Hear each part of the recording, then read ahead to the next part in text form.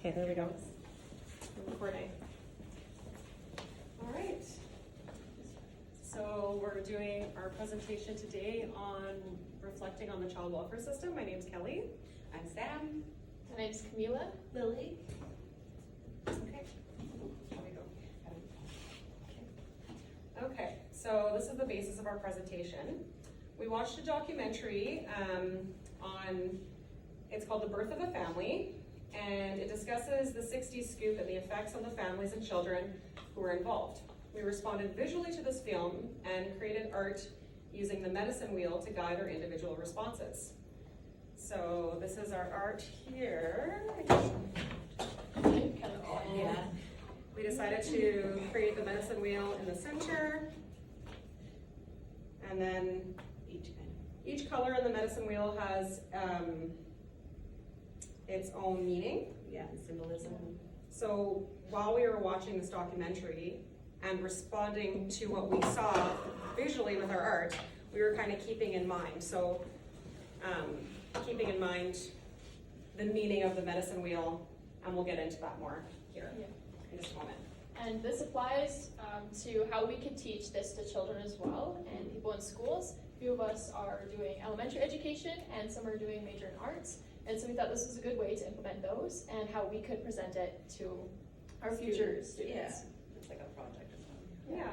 So the medicine wheel, like a common thread we saw being discussed in the experientials, was the medicine wheel, and it represents the interconnectivity of all aspects of one's being, including the natural world. We wanted to use it as a guide to our visual response to the documentary and the topic of the child welfare system.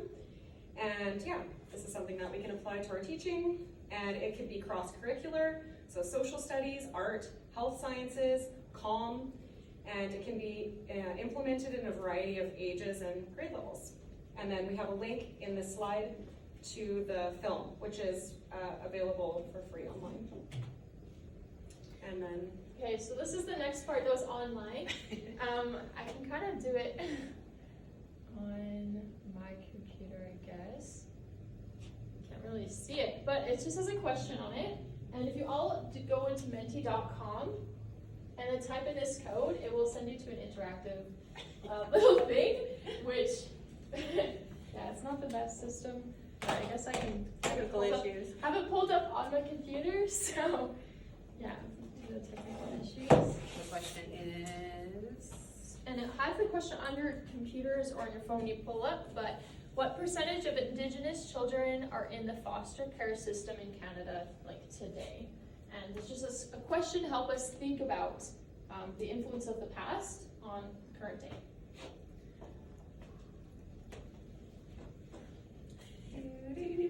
does it show up on the computer? Oh, yeah, it so was it's 60, in. 57, 45%? Yeah.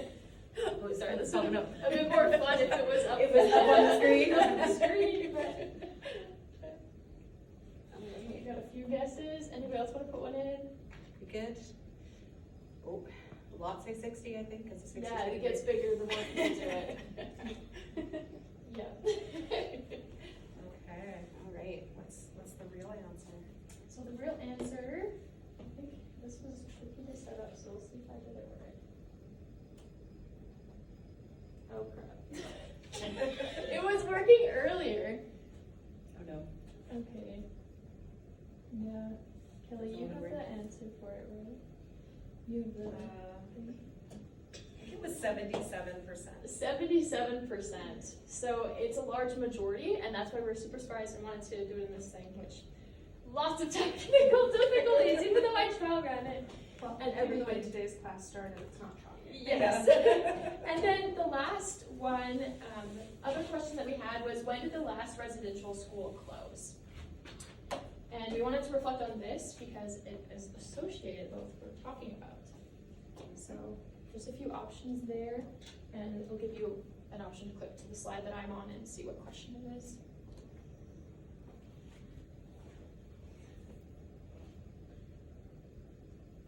Two for 1996. Three, yeah, 3 for 1996. Okay, so yes, 1996 is correct. was when the last residential school in Canada closed, and it was in Saskatchewan. So pretty not very far away from now. Right? From now, yeah. And then the 60s scoop started like right after that. So it's like a continuation of the Indian residential school system, right? So okay, so that's all we had for that.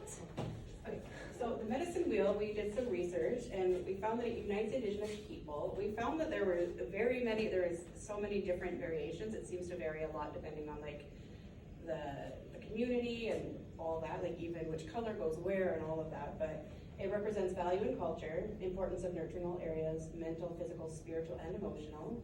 It's their way of understanding.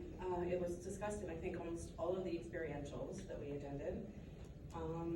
There's over 46 medicine wheels in Canada, so that's why we were having a little bit of trouble when we first did this, because we were trying to find which colors represented what and where they go, but we found like every single source was every different. time we looked, it's a different representation. Yeah. So We found the Learn Alberta one, which we linked to on the bottom of our slide as well. So we figured that would be the one that we'd most likely be using in our careers. So that's why we did that. Yeah. So first we have Kelly. okay, so I'm going to talk a bit about my color on the medicine wheel, which is white, and that represents the spiritual. And so in the context of the child welfare system, Indigenous peoples are often affected spiritually through a loss of cultural identity, a disconnection to their spiritual practices, displacement from their ancestors, and this disruption leads to a feeling of spiritual loss of identity, feelings of not belonging, and trauma. And so my painting, I talk about the point in the movie, they go and they visit an elder, and they learn about their ancestors and how their ancestors lived. And it was very emotional for the group of people in the documentary. They were reflecting on their lives, how it might have been different if they had been raised with their own families versus being raised in the foster care system, which was mostly like Eurocentric white Canadian families that they were placed with. So they grew up not knowing about their ancestry, you know, their traditions, anything. So it was very foreign to them. So my painting depicts the 4 siblings in the movie, in the documentary, and then the elder. And there was, they were playing music together, so they were banging on a drum, and then he brought out a flute, and it was just a really beautiful moment. And so I wanted to represent that. This is the drum, this is the symbol that was on the drum, and then this is them standing around, and the elder, and then the music was kind of going around and just like filling the room, and so I just wanted to represent that. And he showed them about how traditionally they would like tan hides, and then he was talking about at the end of their meeting how their tribe or their people were known as nature's people. And so there's a word there, Rayam Wichata, means nature's people. So I just wanted to kind of represent that moment where they were meeting the elder and that kind of spiritual connection. So this is the speaker spot, right? Yep. So mine is yellow, which represents the physical portion of the medicine wheel. And this one was really difficult for me to figure out what I wanted to do, because lots of the things they went through was very like emotional, spiritual, and like those were easy for me to see. But physically, like what happened to their bodies, their location, where they were, and their like more physical health. And so it was really interesting to dive into it. I'll tell you a little bit about it. Is they were separated physically, and that's why I was like, whoa, that makes a big difference where you live. If you grew up in a different location, how would it affect your life? They also had different foods that they ate and saw different traditions and cultures. They had a different connection to nature, and so many other things were impacted by it. And so I decided to draw my representation of how I felt hearing it, hence this huge teardrop. It made me very sad to find out about these things, because so much of my identity comes from my physical location where I grew up. And so it's kind of blue in color to represent sadness and the loss. This big red jagged streak is frustration and anger. In my response, I was like, I can't believe they did these things to these people. And there's 4 teardrops to represent them and their emotions and them dealing with the situation, because there's 4 people in the documentary. And this little line here represents the disconnect in the culture. So there's a gap and how they were disconnected from each other, disconnected from the location, disconnected from their traditions. And on the side here of the green, this represents the good things that were able to come because of it. They were still able to have good connections. They found each other later in life, which was good. And they had growth, and there was some happy things. But over here represents the things that were left behind because they were disconnected. They no longer nurtured those things in the past. They didn't have such a strong connection with nature or their family. And so those things kind of withered. And that's how I represent with the plants. I'm not very good at art, so I edge pride. I can only do a few kinds of plants, otherwise I would have done like plants that represented their culture more. But I thought it was really important to show that like people still look for the good in things. And people in the video, they were like, I don't know, like I have family now and that's different, but I have you guys too. And so it wasn't all just, again, not saying it's not bad, but they looked for the positive in the situation, which shows, I think, a bit of how humans are and how we can be resilient. And so that's my painting related to physical. And then the next one. So I am going to be reading from speaking notes just because I can't memorize stuff for shit. So bear with me. If I stumble a bit, I apologize. Do you want me to hold it? So I'm gonna hold it up when I get to the part. Okay, sweet. But thank you. So as we covered for the documentary, The Birth of a Family, it follows the reconnection of 4 siblings separated by the 60's scoop and how they were separated, how far away they were placed from each other. In my piece, I took on the section red, which stands for the mental aspects of health in the medicine wheel, and our sources stated that it focuses on the mind and the mental well-being of a person, and what that covers typically is a variety of factors and often bleeds into emotional, physical, and spiritual, hence they're all connected, they're all circled and meant to go together. Specifically, mental well-being focuses on the knowledge a person has and how that enables them to make choices throughout their lives that will benefit them or not, depending on their current mental well-being and state. Cultural knowledge is particularly important in that part, and due to the 60's scoop separating these siblings, they were also separated from their culture and the knowledge that would have otherwise been passed down to them through oral tradition. So in the documentary, the siblings reflect on this. One of them explaining how they visited the elder together and the things they were shown were entirely new to them.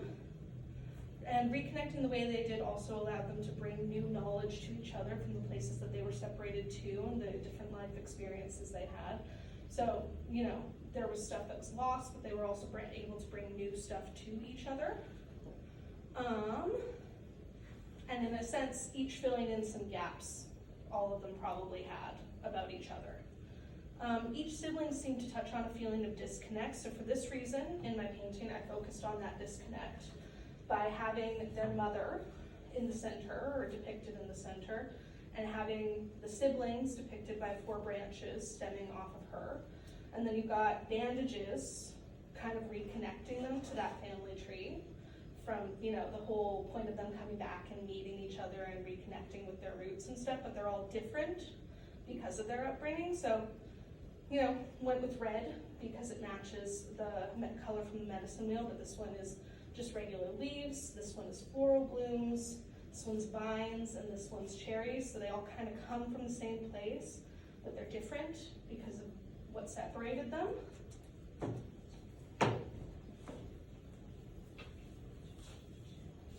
So, while it was touched on before, but while being separated didn't necessarily lead to them having a bad life, it absolutely left them with a sense of disconnect from their roots and robbed them of the childhoods and relationships they could have had, and taking them away from their family and community stripped them of pieces of their identity and stole away years they could have had with each other.